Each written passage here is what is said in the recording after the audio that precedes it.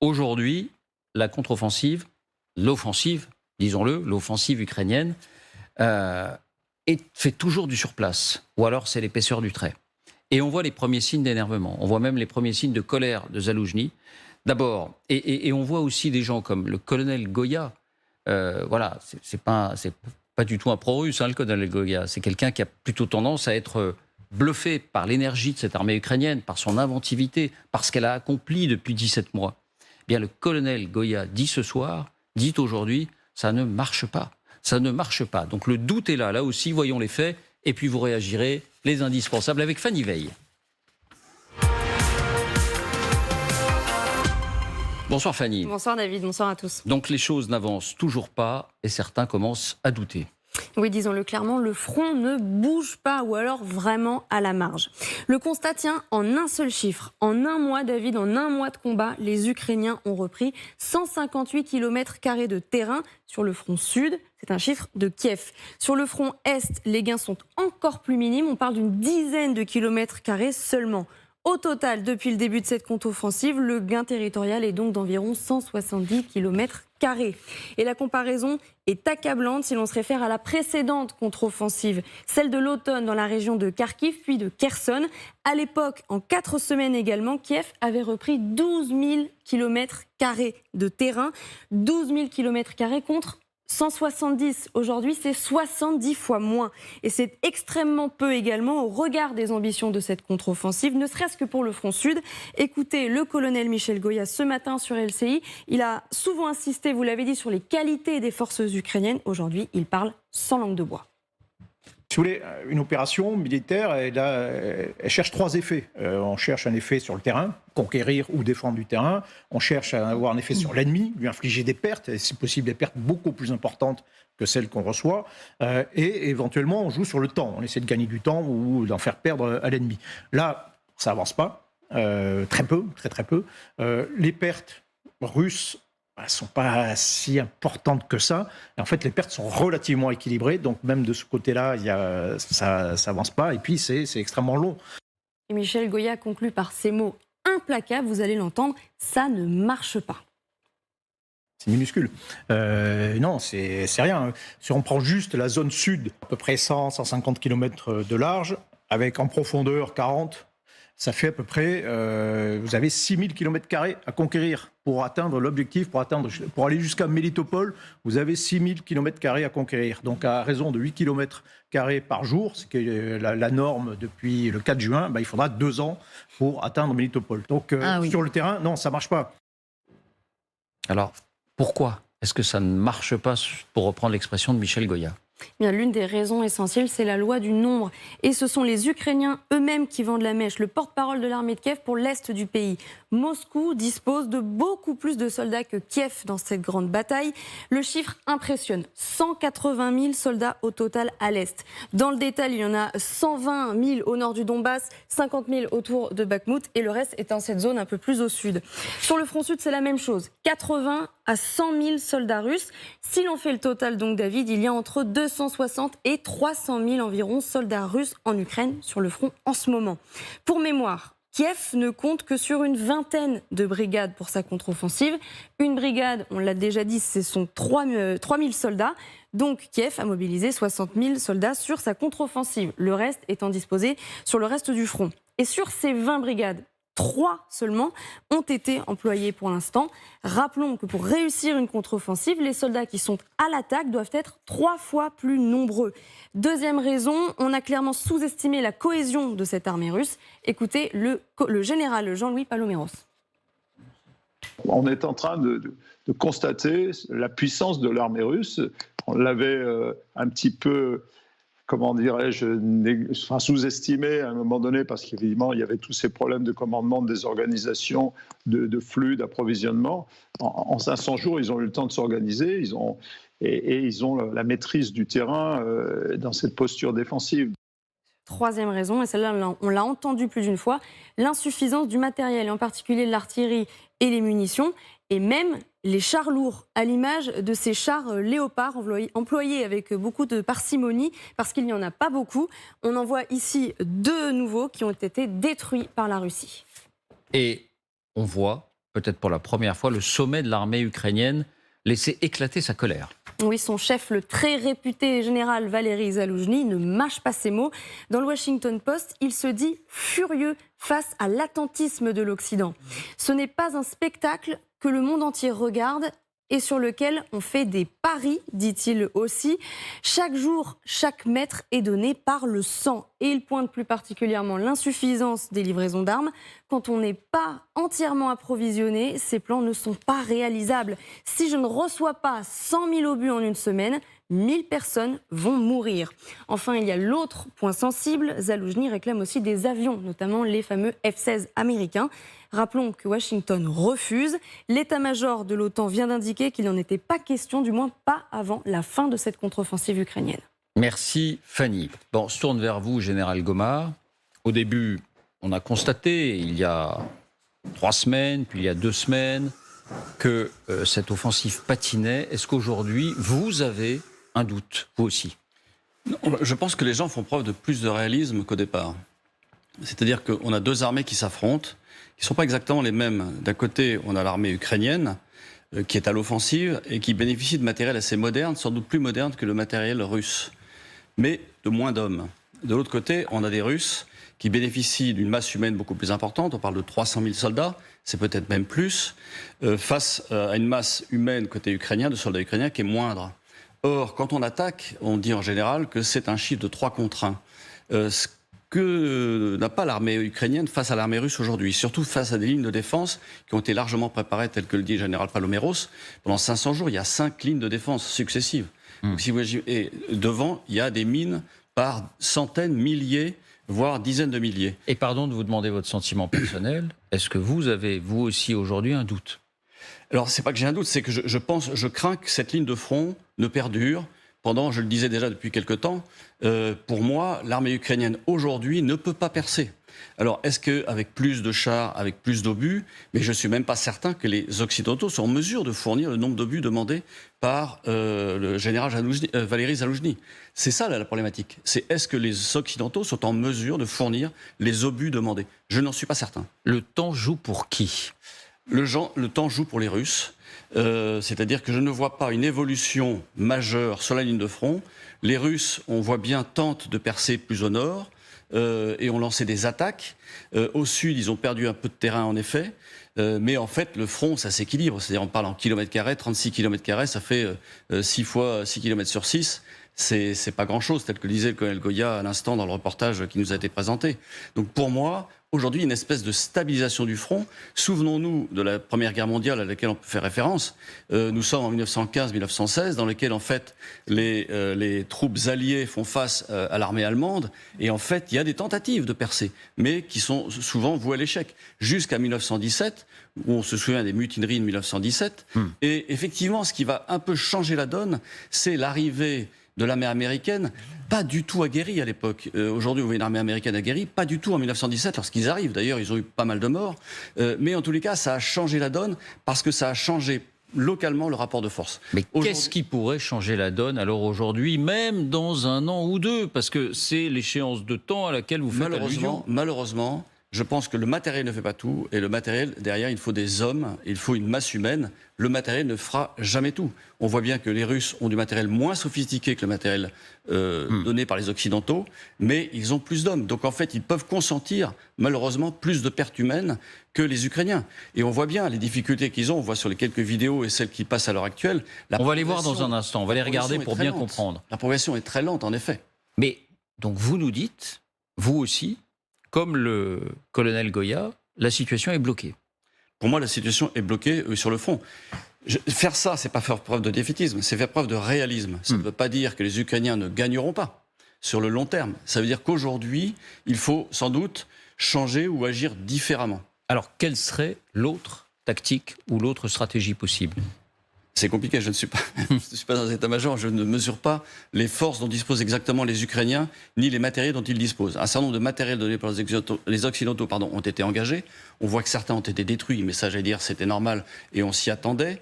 Derrière, c'est est-ce que l'armée ukrainienne et les Occidentaux sont capables de fournir suffisamment d'armes et de munitions à l'armée ukrainienne, non seulement pour tenir face aux Russes, mais également pour reprendre l'offensive et en tous les cas prendre l'ascendant. Parce que l'offensive, c'est bien, mais encore faut-il être capable de prendre l'ascendant. Donc l'ascendant moral des Ukrainiens, il est évident.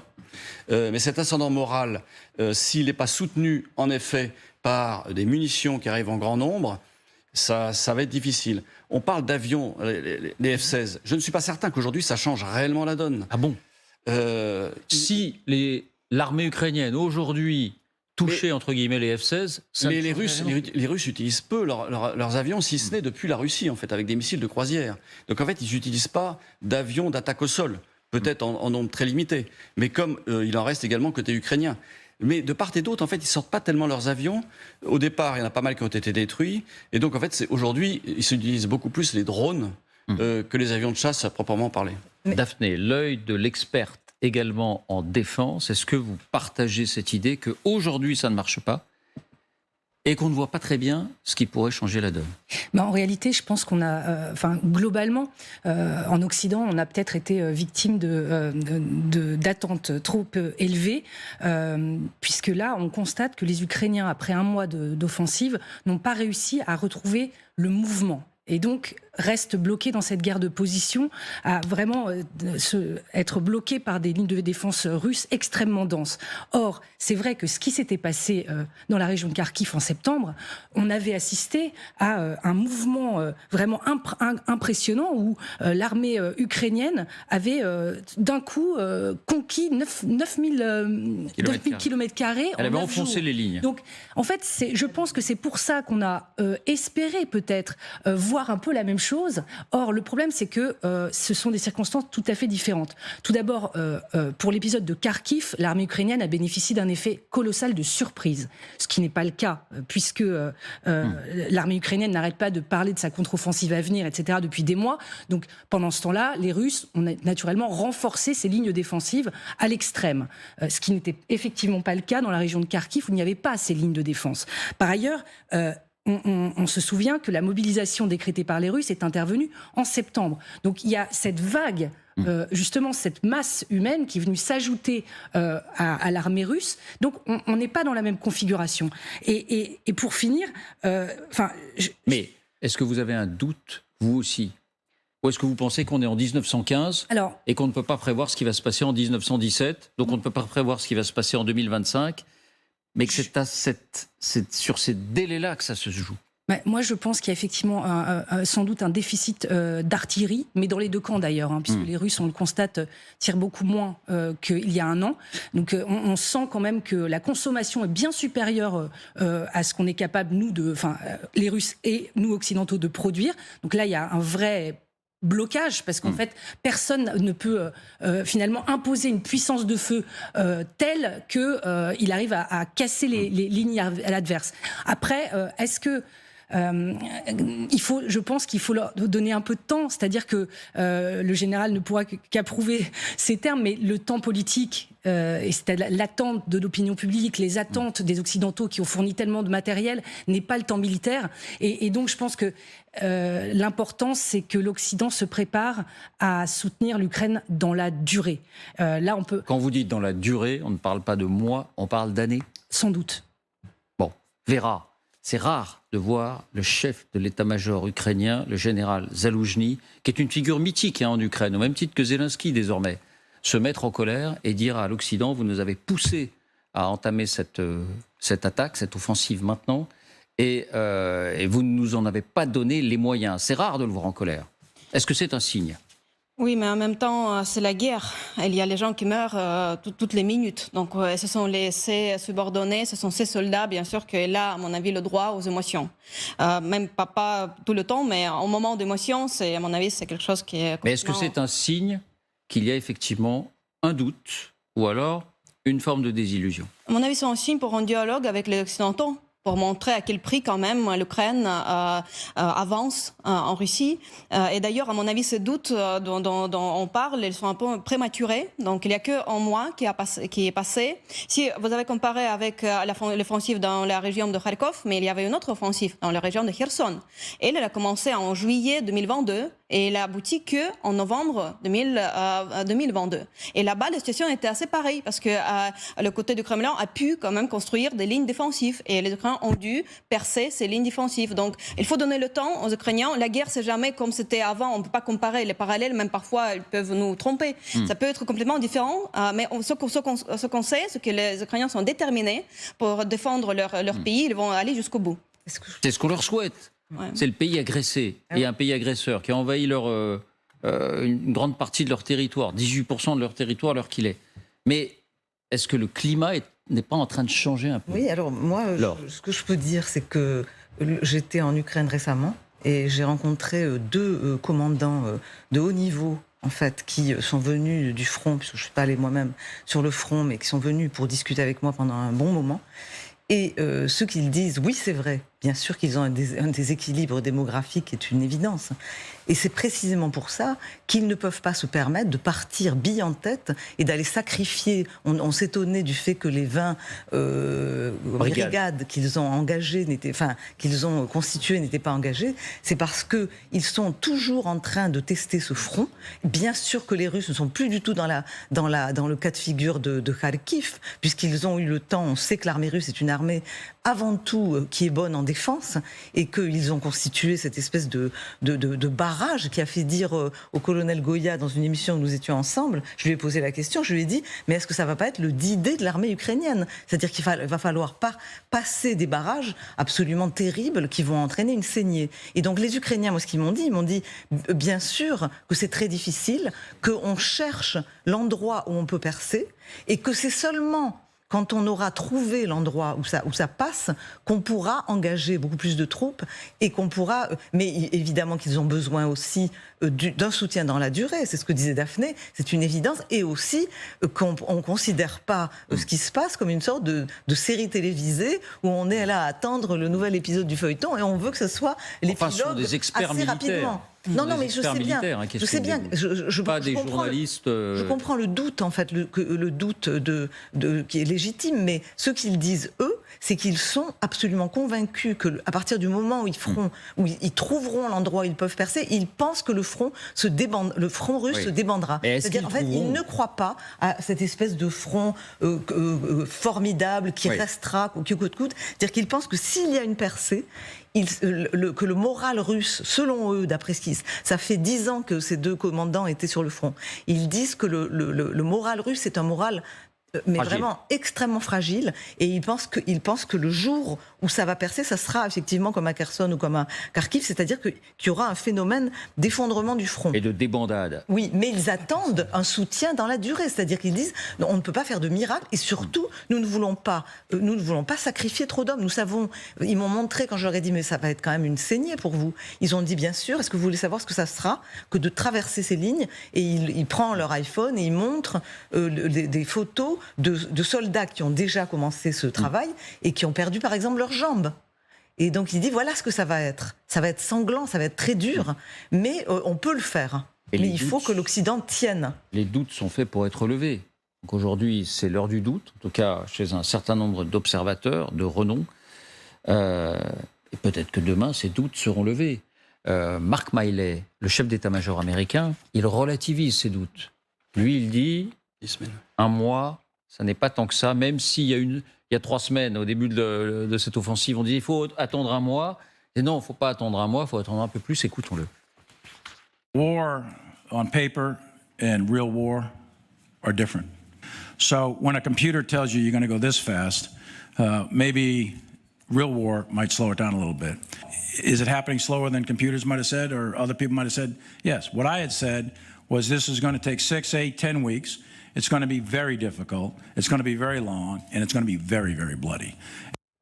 Montage Baptiste Amossé. Bon, lui, 6, 8 ou 10 semaines. Il a toujours été très prudent.